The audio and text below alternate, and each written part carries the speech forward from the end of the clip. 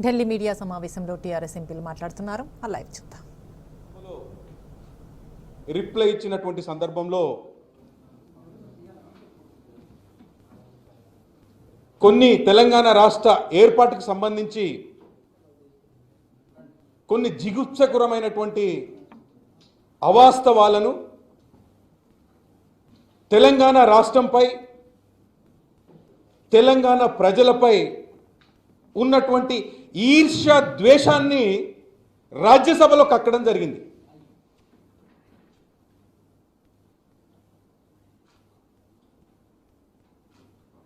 అత్యంత ప్రజాస్వామ్య దేశమైనటువంటి భారతదేశాన్ని పరిపాలించేటటువంటి ప్రధానమంత్రి గారు నిజంగా ఈ రకంగా మాట్లాడడం అనేటటువంటిది సిగ్గుచేటు. దీన్ని మేము టీఆర్ఎస్ ఎంపీలందరము మేము తీవ్రంగా ఖండిస్తున్నాం. గౌరవ ప్రధానమంత్రి గారికి తెలంగాణ రాష్ట్రంలో ఉన్నటువంటి బీజేపీ 4 ఎంపీలకు బీజేపీ నాయకులకు అబద్ధపు మాటలు చెప్పడం, అసత్యాలను ప్రచారం చేయడం, లేనిది ఉన్నట్లు ఉన్నది లేనట్లు సృష్టించి సోషల్ మీడియా ద్వారా అబద్ధాలను అప్రచారాలను చేయడంలో నంబర్ 1గా ఈ బీజేపీ ప్రభుత్వం ఉంది. అందుకే గోబెల్స్ ప్రచారంలో మోడీ గారికి నోబెల్ ప్రైజ్,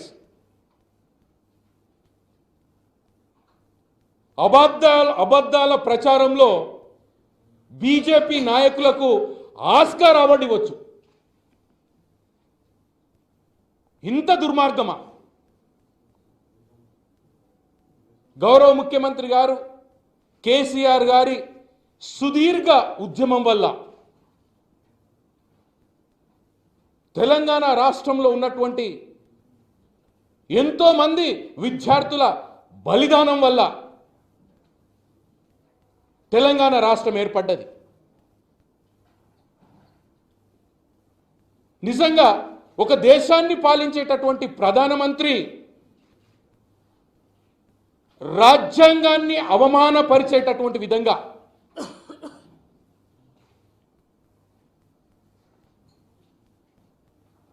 మాట్లాడడం అనేటటువంటిది సిగ్గుచేటు. ఎందుకంటే బాబాసాహెబ్ రచించినటువంటి రాజ్యాంగంలో పొందుపరిచినటువంటి ఆర్టికల్ 3 ప్రకారము తెలంగాణ రాష్ట్రం ఏర్పడ్డది.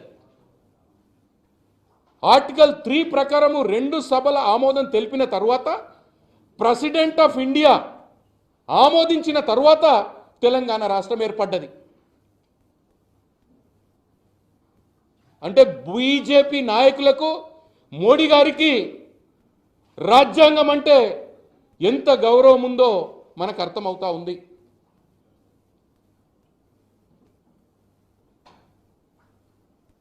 ఈ దేశ రాష్ట్రపతి మీద ఆయనకున్నటువంటి గౌరవము మనకు అర్థమవుతా ఉంది.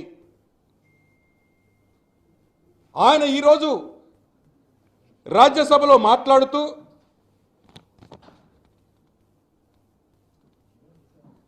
ఇది ప్రజాస్వామ్యబద్ధంగా జరగలేదు అని చెప్పేసి చెప్పడం జరిగింది.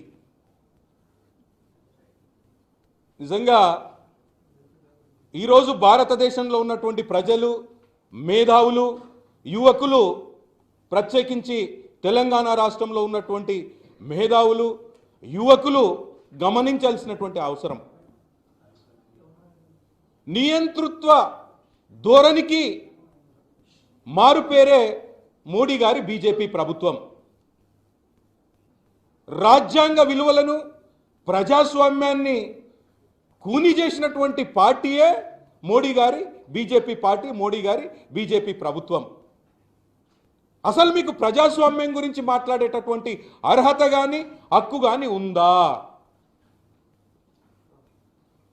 మీరు తీసుకొచ్చినటువంటి వ్యవసాయ చట్టాల మీద చర్చ జరిగిందా? నియంతృత్వ ధోరణిలో మీరు తీసుకొచ్చిన మీ 7 ఏళ్ల పరిపాలనలో మీరు తీసుకొచ్చినటువంటి చట్టాలు కానివ్వండి, మీరు చేస్తున్నటువంటి సంస్కరణలు కానివ్వండి, రాజ్యాంగ వ్యతిరేకమైనటువంటి పద్ధతిలోనే మీరు చేస్తూ ఉన్నారు. కాబట్టి ఈరోజు బీజేపీ ప్రభుత్వానికి, మోడీ గారికి ప్రజాస్వామ్యం గురించి మాట్లాడేటటువంటి హక్కు లేదని చెప్పేసి ఈ సందర్భంగా తెలియజేస్తా ఉన్నాను. అదేవిధంగా మేము తెలంగాణకు వ్యతిరేకం కాదు అని చెప్పి చెప్తా ఉన్నాడు. నిజంగా గౌరవ ప్రధానమంత్రి గారి నటనకి నాకు తెలిసి రానున్నటువంటి కాలంలో ఖచ్చితంగా ఆస్కార్ అవార్డు అనేటటువంటిది మోడీ గారికి వస్తుందని చెప్పి నేను భావిస్తా ఉన్నాను. మీరు తెలంగాణకి వ్యతిరేకం కానప్పుడు తెలంగాణ రాష్ట్రం ఏర్పడి 7 సంవత్సరాలు, దాదాపు 7 సంవత్సరాలు అవుతా ఉంది. విభజన చట్టంలో ఉన్నటువంటి ఏ ఒక్క హామీనైనా మీరు పూర్తి చేశారా?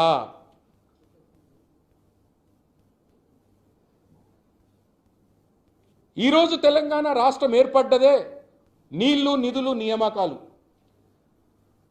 నీళ్లకు సంబంధించి గౌరవ ముఖ్యమంత్రి గారు తెలంగాణ రాష్ట్రం ఏర్పడ్డ తరువాత ఆంధ్రప్రదేశ్ పునర్విభజన చట్టంలో ఉన్నటువంటి మొదటి అంశమైనటువంటి నీళ్లకు సంబంధించినటువంటి అంశంలో inter state river dispute act 1956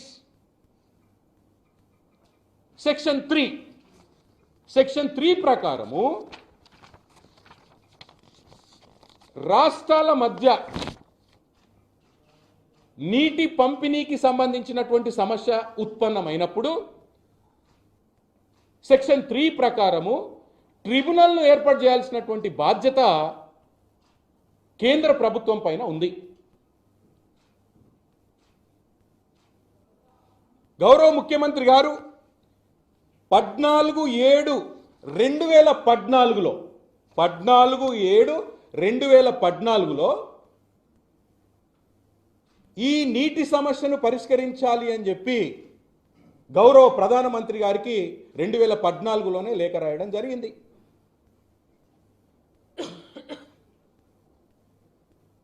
ఇప్పటి వరకు ట్రిబ్యునల్ ఏర్పాటు చేయలేదు. ఇది వివక్ష కాదా? తెలంగాణ ప్రజల పట్ల, తెలంగాణ రైతాంగం పట్ల, తెలంగాణ ప్రభుత్వం పట్ల వ్యతిరేక ధోరణి కాదా? ట్రిబ్యునల్ను నువ్వు ఎందుకు ఏర్పాటు చేయట్లేదు అంటే తెలంగాణ ప్రజల పట్ల వివక్షతో కూడుకున్నటువంటి వివక్ష చేస్తా ఉన్నావు. అదేవిధంగా గౌరవ ముఖ్యమంత్రి గారు తెలంగాణ రాష్ట్రంలో అద్భుతమైనటువంటి ప్రాజెక్టులను కట్టించి నీటిపారుదల రంగంలో విప్లవాత్మకమైనటువంటి మార్పులు తీసుకొచ్చి ఈరోజు వ్యవసాయ రంగంలో వృద్ధి రేటు 12.6%, భారతదేశంలో వృద్ధి రేటు 3.9%. అదేవిధంగా కాళేశ్వరం ప్రాజెక్టుకి ఒక అద్భుతమైనటువంటి ప్రాజెక్టు సెంట్రల్ గవర్నమెంట్ ₹1 ఇవ్వకపోయినప్పటికీ గౌరవ ముఖ్యమంత్రి గారు 3 సంవత్సరాల్లో ఈ కాళేశ్వరం ప్రాజెక్ట్ని పూర్తి చేయడం జరిగింది. కాళేశ్వరం ప్రాజెక్టుకు సంబంధించి జాతీయ హోదా ఇవ్వండి అని చెప్పి మేము అడుగుతున్నాం. ఇది వివక్ష కాదా?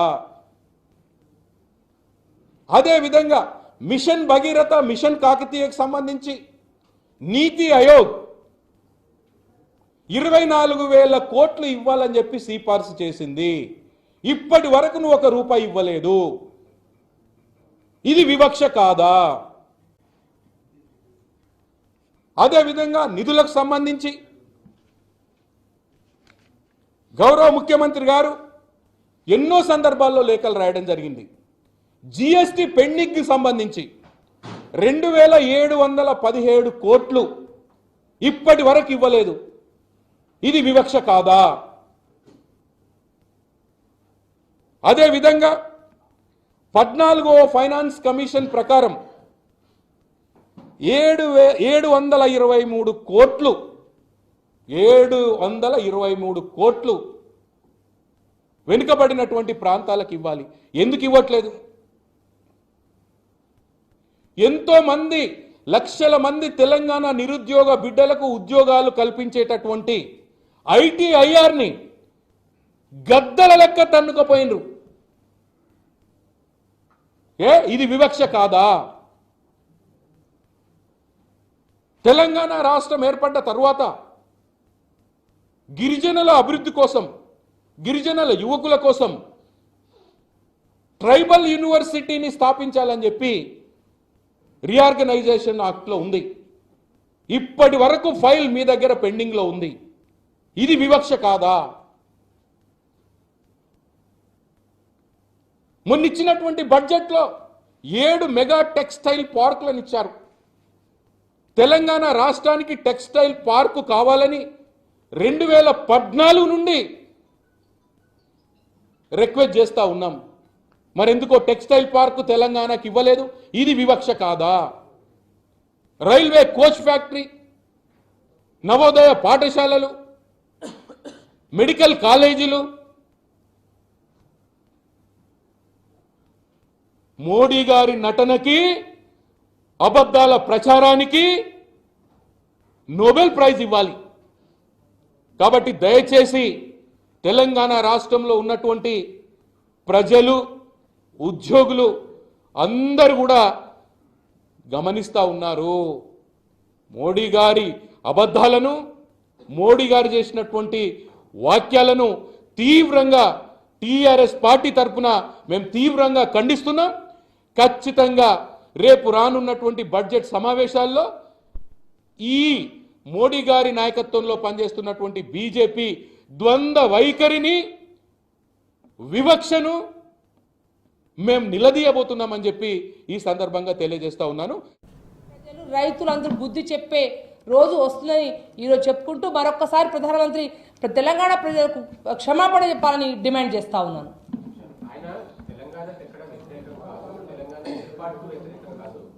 మా హయాంలో 3 రాష్ట్రాలు పీస్ఫుల్ గా ఏర్పడ్డాయి, కాంగ్రెస్ అట్లా చేయలేకపోయింది అన్న ఉద్దేశంలో ఆయన మాట్లాడారు. ఆత్మ మేమేం అడుగుతున్నామంటే, తెలంగాణ రాష్ట్రం ఏర్పడి 7 సంవత్సరాలు అయిపోయింది. అది అప్రస్తుతం. ఇప్పుడు ప్రస్తుతం ఏంటి? తెలంగాణ రాష్ట్రం ఏర్పడ్డ తర్వాత తెలంగాణలో అభివృద్ధి అనేటటువంటిది ఏ రకంగా ఉంది, ఆ అభివృద్ధికి సంబంధించి సమైక్య రాష్ట్రంలో ఏ రకంగా తెలంగాణకి ఇవ్వాల్సినటువంటి పునర్విభజన చట్టంలో ఉన్నటువంటి అంశాలను ఏ రకంగా ఇవ్వాలో అది ప్రస్తావించాలి. అప్రస్తుతమైనటువంటి అంశాన్ని తీసుకొచ్చి అనవసరంగా రచ్చ చేయడాన్ని మేము ఖండిస్తాం. సందర్భం కాని విషయాన్ని ఇప్పుడు మాట్లాడడం కాదు కదా. తెలంగాణ రాష్ట్రానికి ఏం కావాలో అది ఇవ్వాలి. మేము తెలంగాణ పార్లమెంట్ సభ్యులు ఒకటే కాకులా మొత్తుకుంటా ఉన్నాం. ఏందయ్యా, మా గిరిజన యూనివర్సిటీ ఇవ్వండి, బయ్యారు ముక్కు పరిశ్రమ ఇవ్వండి, కాజీపేట కోచ్ ఫ్యాక్టరీ ఇవ్వండి. ఇవాళ సమ్మక్క సారి జాతరకు నేషనల్ ఫెస్టివల్గా అనౌన్స్ చేయడం చెప్తున్నాం. అంటే తెలంగాణ ప్రజలు కాదా? అంటే ఎక్కడ యూపీ లాంటి ఎక్కడ ఎలక్షన్లు ఉంటే అక్కడ ఇచ్చేవాళ్ళు మాత్రమే వాళ్ళ ప్రజలు. అంటే తెలంగాణ ప్రజలు మనుషుల్లా కనిపిస్తలేరు వాళ్ళకు. ఇది మాత్రం క్లియర్. అది స్టేట్ గవర్నమెంట్ రెస్పాన్స్ కొన్నిటికి లేకపోవడం వల్ల ఆలస్యం అవుతున్నది. అంటే ఉత్తి ఫాల్తు ముచ్చడండి. ఇవాళ చెప్పేది ఏంది? ఏం రెస్పాన్స్ ఎందుకు ఉండదు? ఇవాళ మేము ప్రజల తరపున మేము ఓట్లు వేయించుకొని గెలవలేదా? ఇవాళ ఎంపీలు మేము అడుగుతుంటే స్టేట్ గవర్నమెంట్ తరపున మేము మాట్లాడుతున్నట్టు కాదా? వాళ్ళు ఒకటే మాట మీడియా మిత్రులకి, మీరు ఎన్ని ప్రశ్నలు అడిగినా ఒకటే మాట మేము చెప్పదలుచుకున్నాం. తెలంగాణ రాష్ట్రం, తెలంగాణ ప్రజలకు బీజేపీ ప్రభుత్వం తీవ్ర నష్టం చేకూరుస్తుంది. ఇవ్వాల్సిన నిధులు ఇవ్వట్లేదు. ఇది మాత్రం అల్టిమేట్గా ప్రజలు గమనిస్తూ ఉన్నారు. తెలంగాణ ప్రజలకు ఇవ్వాల్సిన నిధులు, మాకు కావాల్సిన ప్రాజెక్ట్స్, మాకు ఎవ్రీథింగ్ ఇవ్వండి. ప్రతి ఒక్క దాంట్లో వివక్ష చూపిస్తుంది. ఇది వాస్తవం, నిజం. ఇది నేనే ఒకటే మాట, నేను ఒక గిరిజన మహిళగా నేను హెల్త్ మినిస్టర్ గారి దగ్గరికి స్వయంగా నా లెటర్ కాబట్టి మీకు లెటర్ కూడా నేను మీకు డేట్తో సాగిస్తాను. నేను మహబూబాద్ పార్లమెంట్ సెగ్మెంట్లో అయితే ముఖ్యమంత్రి గారు అనౌన్స్ చేయకముందు, ఇప్పుడు మా కేసీఆర్ గారు నా పార్లమెంట్ సెగ్మెంట్లో భద్రాద్రి కొత్తగూడెం జిల్లాలో ఇచ్చారు. నాకు అక్కడ 3 నియోజకవర్గాలు కలుస్తాయి. మహబూబాద్లో ఇచ్చారు. నా పార్లమెంట్ సెగ్మెంట్లో 2 మెడికల్ కేర్ కేసీఆర్ గారు ఇచ్చారు. ఇంకోటి పార్లమెంట్లో ఈ కేసీఆర్ గారు ఇవ్వకముందే నేను లెటర్ కూడా ఇవ్వడం జరిగింది. ఆయన దానికి ఉలుకు పలుకులేదు. కానీ ఇవ్వలే అంటారు ఏంటంటే ముచ్చట. మీకు డేట్ కావాలా? ప్రత్యక్ష సాక్షి ఇప్పుడు బీజేపీలో ఉన్నటువంటి ఈటెల రాజేందర్ గారు అప్పుడు తెలంగాణ రాష్ట్ర వైద్య శాఖ మంత్రి ఉన్నారు. హర్షవర్ధన్ దగ్గరికి మేము వెళ్ళినాం. తెలంగాణ రాష్ట్రానికి కావాల్సినటువంటి మెడికల్ కాలేజీల లిస్ట్ ఇవ్వడం కూడా జరిగింది. కాబట్టి మేము వ్యతిరేకం కాదు అని చెప్పి నటిస్తున్నటువంటి మోడీ గారి వైఖరిని ఖండిస్తున్నాం. మేము 2014 నుండి ఎన్నో అంశాలు పెండింగ్లో ఉన్నాయి. ట్రిబ్యునల్ ఏర్పాటు ఎందుకు చేయలేదు? కాబట్టి ఖచ్చితంగా మోడీ గారి నాయకత్వంలో పనిచేస్తున్నటువంటి బీజేపీ ప్రభుత్వం తెలంగాణ వ్యతిరేక ప్రభుత్వం, ప్రజల వ్యతిరేక ప్రభుత్వం. దీన్ని మేము తీవ్రంగా ఖండిస్తా ఉన్నాం. మెడికల్ కాలేజీకి సంబంధించిన లిస్ట్ ఒకటే ఇచ్చిండ్రా, దానికి సంబంధించిన డిపిఆర్ ఇచ్చిండ్రా, ల్యాండ్ అక్వైర్మెంట్ కి సంబంధించిన డాక్యుమెంట్స్ ఇచ్చిండ్రా? ఇవి రెండు ఇచ్చినాక కూడా బీజేపీ కాదన్నారు. ఇప్పుడు మీకు ఒకటే అండి, మేము ఒకటే చెప్పాము, తెలంగాణ రాష్ట్రం నుంచి కావాల్సిన ల్యాండ్ కానీ ఎవ్రీథింగ్ కూడా మేము ఇవ్వడానికి సిద్ధంగా ఉన్నాం. మాది ఏజెన్సీ ప్రాంతం, గిరిజన ఆదివాసీ బిడ్డలు చాలా మంది ఉంటారు, మా తండాలు ఎక్కున్నాయి, మా ఆదివాసీ గూడలు ఎక్కున్నాయి అని చెప్పి నేను స్వయంగా హర్షవర్ధన్ గారు నేను వెళ్ళాను. ఇచ్చిన లెటర్ తీసుకున్నారు కానీ దానికి సంబంధించి ఎటువంటి ఆన్సరే లేదు. మన తర్వాత మా ముఖ్యమంత్రి గారు మేము కలిసి మేము అడిగిన, ఎందుకంటే అడిగిన దరుగా ముఖ్యమంత్రి గారు అనౌన్స్ చేసేసారు, వాళ్ళ పనులు ప్రారంభమైనాయి, చూసుకోండి మీరు ఒకసారి వచ్చి. ఇంకోటి కేంద్రీయ బీజేపీ టీఆర్ఎస్ కలిసి నాటకం ఆడుతున్నాయని కాంగ్రెస్ వాళ్ళ బొంద చెప్పడం తప్ప వాళ్ళకి ఏం రాదు. ఏ బీజేపీ కాంగ్రెస్ నాటకం, వీళ్ళని నాటకం ఆడుతున్నారు వాళ్ళకి ఏం చేత కావట్లేదు కదా. బీజేపీ కాంగ్రెస్ అనేటటువంటిది ముసుగులో నాటకం ఆడడం వల్లనే హుజురాబాద్లో కాంగ్రెస్ కు డిపాజిట్ లేకుండా పోయింది. అంతకుముందు హుజురాబాద్లో కాంగ్రెస్ ఓటు బ్యాంక్ ఏంటి? ఉప ఎన్నికల్లో ఓటు బ్యాంక్ ఏంది? కాబట్టి బీజేపీ కాంగ్రెస్ ఇద్దరు దొంగలే అంతర్గతంగా కలిసి పనిచేస్తున్నారు.